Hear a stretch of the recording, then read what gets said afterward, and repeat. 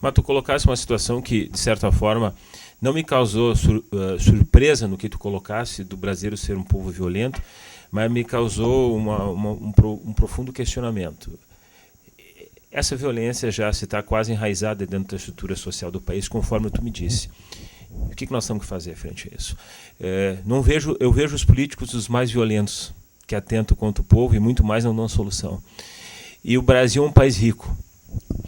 Tu acha que existe uma possibilidade de o ser violento enquanto pessoa, aquele transformador da sociedade, aquele o operário, aquele que constrói o Brasil, aquele que vai trabalhar hoje numa empresa, passa todo dia cortando frango e que vem com as mãos cansadas. Para esse tipo de cidadão, que tipo de violência a gente pode evitar para ele? O que a gente pode fazer a nível intelectual? Porque tu disseste uma colocação muito dura. Me pareceu até que nós estamos dentro de um contexto assim, quase que sem solução, dentro da grande análise que tu trouxe. Mas para aquele cidadão que está ali, aquela dona de casa, aquele telespectador que está do outro lado, o que a gente pode fazer a nível intelectivo, a nível de compreensão? O que sobra para essa pessoa com relação a isso aí? Bom, antes de eu tocar nesse detalhe, eu preciso fazer uma colocação também quando tu falas dos grandes políticos, né? Grandes, vamos dizer assim, produtores de violência. Que eu considero, deve assim, os maiores. Por exemplo, vamos pegar um caso específico. A gente pega lá na Vila Cruzeiro, em Porto Alegre, o cara matou 2, 3, certo? Vai lá puxar a ficha do cara, está com 3 homicídios nas costas. Aí a gente pega e o julga, e o faz corretamente, né? Queremos segregá-lo, coisa que possivelmente não será segregado durante muito... Vai soltar toda essa leniência do Estado. A gente não escolhe o que quer ser, se quer ser vingativo, se quer ser punitivo, quer ser corretivo. A gente, no Brasil, a gente não sabe o que vai fazer com a bandidagem, né? Com o crime e tal, etc. E muito menos ser educativo. Isso aí a gente esquece porque jamais seremos na situação atual. Mas este cara lá na Vila Cruzeiro, tu vês a história social dele, tu vês a segregação que ele sofre desde pequeno, e suponhamos que verbas que eram para estar lá, para que tivesse uma escola, para que tivesse uma questão de trabalho, que tivesse oportunidades, que tivesse ciência, tecnologia, que se tivesse ali também a oportunidade para música, para teatro, porque está provado, Merria, que a sensibilidade humana se dá pelas artes. Se ele tivesse possibilidade de sensibilidade, nós temos seres humanos não sensíveis hoje. A sensibilidade te humaniza, porque a sensibilidade trabalha a alteridade, faz ver o outro e te coloca limites. E é interessante que este cara lá da Vila Cruzeiro foi extremamente impossibilitado dessas possibilidades. Por quê? Porque um político em Brasília, porque políticos de lá ou de outros lugares tinham que mandar tais verbas e não mandaram. Claro que nós vemos aqui aquele que é o produto deste roubo, que é o produto desta política porca, iníqua, injusta. Só que, se há uma certa divindade, se há uma crença, eu fico imaginando lá num grande juízo, que é bem escatológico para todas as religiões, é um grande momento escatológico, Deus olharia para aquele político brasileiro e dizia, olha, o cara tem 3 crimes, tem um outro lá que tem 2, tem outro que tem 1, tem outro que tem 7, tu é responsável por todos. Por quê? Porque muitos deles não estariam ali se estes recursos tivessem chegado. Então, obviamente, nós precisamos repensar o Estado. Não adianta a gente ser utópico e achar que apenas com atitudes de educação, que a escola, por exemplo, tu vê aí algumas mídias trabalhando a escola, educar, a escola vai mudar o mundo.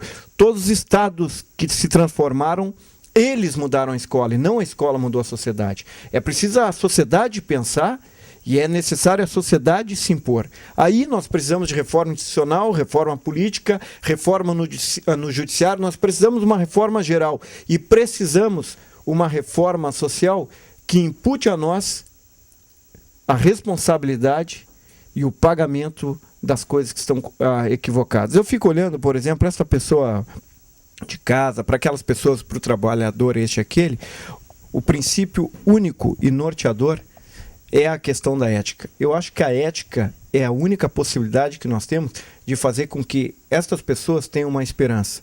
A sociedade só tem esperança pela ética. E não adianta, Merria, isso dói em mim, vai doer em ti, porque eu vou ter vontade de jogar o papel no chão e vou ter me responsabilizar por isso. Isso dói, porque a gente não quer. É muito mais fácil fazer as coisas erradas. É muito mais fácil viver da sacanagem. É muito mais simples, muito mais tranquilo. E o ser humano, o novo ser humano, o novo homem, como Nietzsche, como Freud acreditava, como Jean-Paul Sartre cantou em verso e em prosa, nas suas obras literárias existencialistas, é um homem que muitas vezes vai ter que imputar a si mesmo a dor. Por quê? Porque vai ter que deixar de viver simplesmente do gozo e da fruição, querendo isto ou aquilo. Eu acho que a única possibilidade para esses, para mim e para ti, é justamente a questão de vivermos regulados pela ética. Não há outra possibilidade. Não, e eu concordo contigo, mas o que nós vemos hoje, David, é que, na verdade, a ética sobrepõe a certos valores, e principalmente aqueles que formalizam a ética, que são os políticos, que parece que se faz lei justamente para uma classe abaixo dos políticos, que são intocáveis. E não é esse o ponto que eu quero entrar, principalmente. O que me chama a atenção, e principalmente dessa tua análise, é que mesmo nós, povo brasileiro ser violento, nós temos as pessoas de bem. E é aí que eu me refiro, né? Mesmo quando nos Estados Unidos, a gente vê que o substrato dos Estados Unidos é o pessoal do interior. É aquele pessoal que fica no meio dos Estados Unidos, que faz a alma. E querendo ou não querendo, nós temos uma democracia lá. Mesmo sendo um país opressor, um país criticável. No nosso Brasil, hoje, eu diria assim, quem é do nosso povo, quem seria hoje as garantias éticas? Quem do nosso povo, ou quem são as pessoas que podem guarnecer essa posição que você está dizendo? Porque uma pessoa só não faz uma maioria só não faz a transmutação do verão. Agora, quem seriam essas pessoas hoje? Nós não temos os políticos, nós não temos grandes educadores, sistemas tão desconhecidos. Quem tu daria hoje como referência para nós ver, opa, ali é uma... Tu sabes que eu começo a acreditar mais nas pessoas, nos soldados, nos exércitos de um homem só, do que grandes consciências. E me chama Madre Teresa de Calcutá, quando um repórter, se eu não me engano, da BBC, perguntou para ela: Madre Teresa, quem a senhora pensa que é, né? A senhora acha que vai mudar o mundo? A senhora é apenas uma gota no oceano. Ao passo que ela olha para ele e responde: realmente, eu sou apenas uma gota no oceano, mas sem essa gota o oceano seria menor. Eu acredito, Merria, que quem pode mudar são pessoas de bem. Quem são os que podem mudar? São pessoas que têm profundas convicções e são pessoas que não abrem mão dos seus preceitos éticos. São pessoas que podem sofrer por causa desses preceitos, mas elas têm garantias firmadas nos seus princípios, na questão do caráter, e que são volitivos, envolvem a vida toda. São princípios que fazem com que todas as suas ações correspondam a estes preceitos éticos que fazem e formam o caráter. Eu acho que nós temos uma boa herança, que são nossos pais. Por incrível que pareça, se nós olharmos os nossos antepassados, eles nos legaram muitas coisas boas. Obviamente, essas coisas são como que sagradas. E todas as vezes que nós violamos isso, nós estamos indo contra estes princípios sagrados. Eu acho que cada um de nós pode mudar. Mas para que isso aconteça, nós precisamos ter um compromisso muito sério, muito forte com aquilo que é inevitável, que é a garantia e a inviolabilidade da vida humana. É óbvio que nós temos alguns expoentes sociais, tem alguns saudosos. Eu fico olhando e volta e meia, até na rede social, no Facebook, eu gosto de colocar a frase do Dom Helder Câmara. Um homem fantástico. Este homem é um dos poucos homens assim que você via uma grande possibilidade de mudança. Tu via aí grandes santos da humanidade, né? Tu via grandes homens que tinham uma fé inabalável, Martin Luther King, Madre Teresa de Calcutá, a missionária Zilda Arnes, Chico Mendes. Tu vê grandes ícones da humanidade aí, principalmente hoje nós temos Nelson Mandela, infelizmente partindo daqui uns dias, conforme a naturalidade da vida, já está bem velhinho. São ícones que mostraram que é possível e que em todas as épocas se pode mudar. Você vê o regime do Apartheid na África do Sul, regime extremamente violento. Um homem que estava preso havia 27 anos, Nelson Mandela, consegue, junto com seus, fazer uma transformação radical e fazer com que a África do Sul rompa com os grilhões e com as cadeias. Eu acredito que nós podemos e cada um de nós deve começar pregando isso, não abrindo mão disso. sabe, que eu acho que seria muito bacana até boicotes ao que viola estas coisas, né, estes princípios.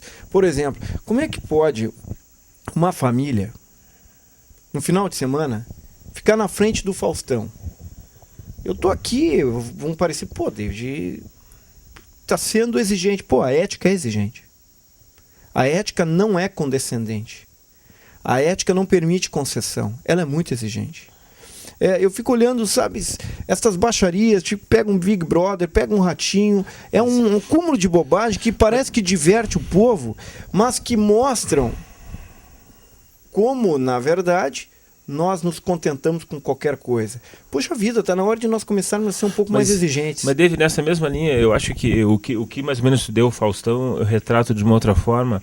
A mídia, hoje, ela vive da violência expressa. Tu não concorda comigo? O que eu vejo hoje? Nós vemos novela onde o caráter da violência está inserido dentro do contexto. Nós vemos hoje uma novela que o caráter da sensualidade está envolvida numa trama, às vezes até criminosa. E tu és um homem da mídia também, tá?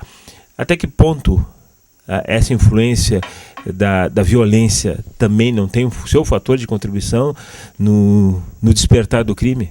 Será que também não está ali, vamos fazer um viés? A mídia também não tem participação em tudo isso aí? Claro que tem, mas claro que tem, eu concordo. Tem pra caramba, porque os programas alimentam a violência. Por exemplo, se tu pegar, existe até questões, alguns estudos, tu pega alguns filmes épicos que mostram guerra, o pessoal diz, isso é um filme violento. Isso não é um filme violento, dá para se discutir.